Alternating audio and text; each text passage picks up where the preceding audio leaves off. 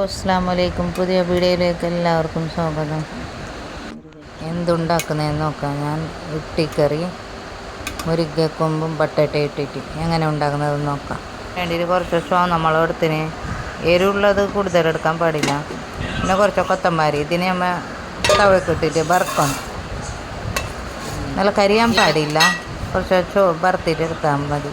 പിന്നെ ഞാൻ മുരിങ്ങക്കൊമ്പും കാക്കിലെടുത്തിന്. പിന്നെ 2 ബട്ടട്ട എടുത്തിന്. അതിന് ഇതേമാതിരി കഷ്ണാക്കിയിട്ട് ഒരു സൈഡിൽ വെക്കണം. ഞാൻ ഒരു തേങ്ങ എടുത്തിന്. അതിനെ ചുരണ്ടിയിട്ട് ഈ മിക്സിക്കകത്ത് ഇടണം. ഒരിടി തേങ്ങ എടുത്തിന് ചെറുത്ത് ഇതേമാതിരി മിക്സിക്കകത്തിട്ടിട്ട് പിന്നെ 1/2 സ്പൂണില്ലേ മഞ്ഞൾപ്പൊടി എടുക്കണം. ഇതേമാതിരി മിക്സിക്കകത്തിട്ടിട്ട് എടുക്കണം. കൊത്തമ്പാരി മുളകും ഇല്ലേ അതിനെ മിക്സിക്ക് ഇടണം. 1 സ്പൂണില്ലേ മഞ്ഞൾപ്പൊടി ഇടണം. കുറച്ച് വെള്ളം ഒഴിക്കണം. വെള്ളം ഒഴിച്ചിട്ട് അരച്ചിട്ട് എടുക്കണം.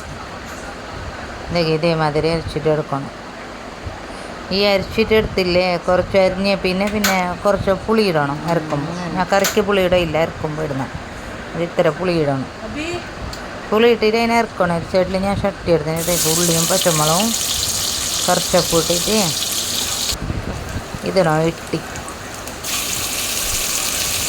ഇട്ടിട്ട് നല്ല കുറച്ച് എണ്ണയിൽ മിക്സാക്കണം. മിക്സാക്കിയ പിന്നെ ഇത് ഇതില്ലേ ഞാൻ ഒരു സൈഡിൽ തൊല്ലിയിട്ട് വെച്ച മുരിങ്ങക്കൊമ്പും ബട്ടട്ട ഇട്ടിട്ട് അതിനെ നല്ല മിക്സാക്കിയിട്ട് എടുക്കണം.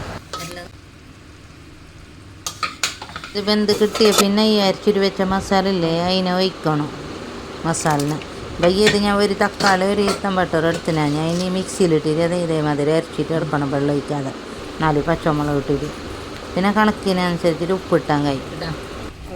ഇത് ഗ്യാസ് ഫാസ്റ്റ് വെക്കണം. നല്ല വെക്കാൻ പാടില്ല. അത് തെരി വരും. സ്പീഡ് വെച്ചിട്ട് തിളച്ചങ്ങ് പിന്നെ വെന്താക്കിയാൽ കഴിയും. ഓൾറെഡി ബട്ടട്ടയും കൊമ്പും ഇട്ടിയെല്ലാം വെന്തത് തന്നെ. പിന്നെ മസാല ഇട്ടതല്ലേ.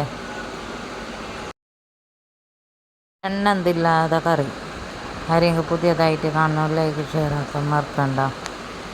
പുതിയ വീഡിയോ ആയിട്ട് വരാം. ബൈ. അസ്സലാമു അലൈക്കും.